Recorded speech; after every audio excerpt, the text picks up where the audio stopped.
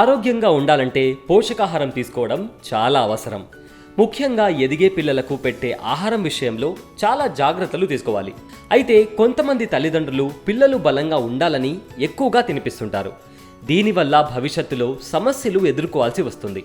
కాబట్టి పిల్లలకు పోషకాహారం పెట్టడం ఎంత ముఖ్యమో అది సమతుల్యంగా ఉండేలా చూసుకోవడం కూడా అంతే ముఖ్యం.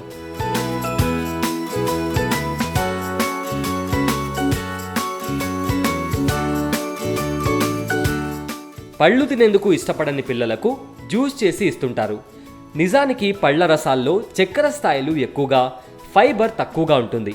దీనివల్ల పిల్లలు బరువు పెరగడం, దంతాక్షయం, టైప్ 2 డయాబెటీస్ వచ్చే ప్రమాదం ఎక్కువగా ఉంటుంది.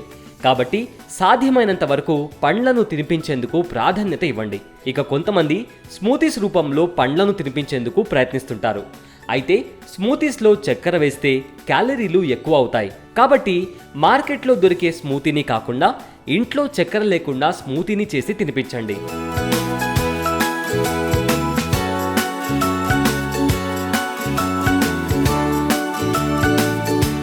డ్రై ఫ్రూట్స్లో విటమిన్లు, మినరల్స్, ఫైబర్ వంటి పోషకాలు అధికంగా ఉంటాయి. వాటితో పాటు సహజ చక్కెరలు, క్యాలరీలు కూడా అధికంగానే ఉంటాయి.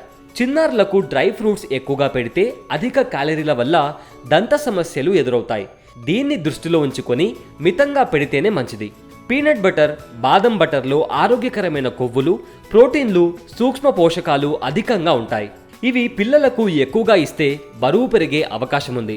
ఇక బయట దొరికే నట్ బటర్స్లో అనారోగ్యకరమైన నూనెలు ఎక్కువగా వాడతారు. ఇలాంటివి పిల్లలకు పెట్టకపోవడమే మంచిది.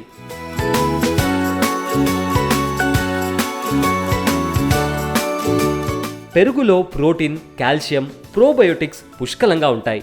ఈ పోషకాలు పిల్లల ఆరోగ్యానికి ఎంతో మేలు చేస్తాయి. ఇవి పేగుల ఆరోగ్యానికి మేలు చేస్తాయి, మలబద్ధకం సమస్యను దూరం చేస్తాయి.